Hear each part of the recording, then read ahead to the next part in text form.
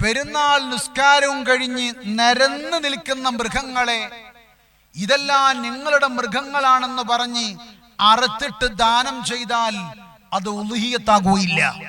വെളുക്കാൻ തേച്ചത് പാണ്ടായി മാറാൻ പാടില്ല. സംഘടിത ഉളുഹിയത്തുള്ള കമ്മിറ്റിക്കാർ ശ്രദ്ധിക്കണം. ഒരു 21 ആള് കൂടിയിട്ട് ഒരു 3 ഉരുവിനെ അറക്കാൻ വേണ്ടിയിട്ട് ചന്തയിൽ പോയി. അങ്ങനെ 3 എണ്ണം കൂടി വില പറഞ്ഞ് നാട്ടിൽ കൊണ്ടുവന്ന് ആ ആളുകളെ നിർത്തിയിട്ട് 21 ആളെ നിർത്തിയിട്ട് ഇത് 3ഉം നിങ്ങൾക്ക് വേണ്ടി വാങ്ങിയതാണെന്ന് പറഞ്ഞ് അതങ്ങ് അറുത്താൽ നമ്മൾ അറിവ് ശരിയാകുകയില്ല. ഇത് എന്റെ ഉരുവാണ്, എനിക്ക് ഇത്ര വില വന്നിട്ടുണ്ട്.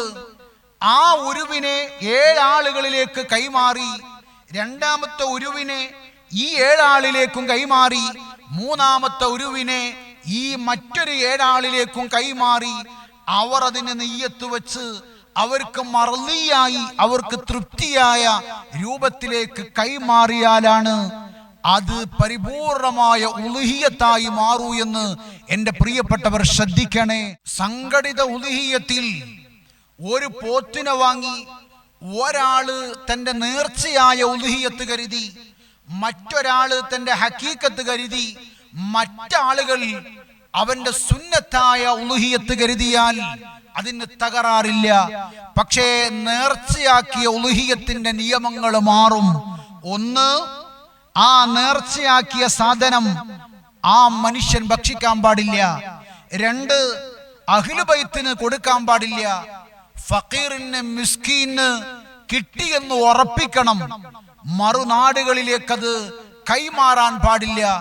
ഈ കാര്യം ശ്രദ്ധിച്ചുകൊണ്ട് നേർച്ചയാണോ സുന്നത്താണോ എന്ന് മനസ്സിലാക്കി ഉളുഹിയത്ത് കമ്മിറ്റിക്കാർ ആ കാര്യം വളരെ ശ്രദ്ധിക്കണമെന്നാണ് എൻ്റെ പ്രിയപ്പെട്ടവരോട് പറയാനുള്ളത്.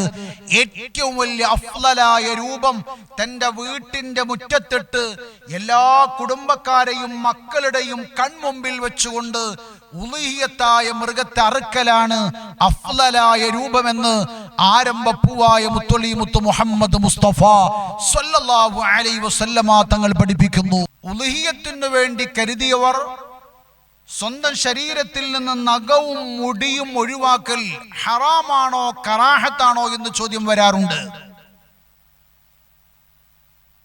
അവരറുക്കുന്നത് വരെ ദുൽഹിജ്ജ 1 മുതൽ അവർ നിയ്യത്താക്കിയ ആ ഉളുഹിയത്തിന്റെ അറവ് വരെ ശരീരത്തിൽ നിന്ന് മുടിയും നഖവും ഒഴിവാക്കൽ കറാഹത്താണ് എന്ന് പണ്ഡിതന്മാർ വിശദീകരിക്കുന്നു.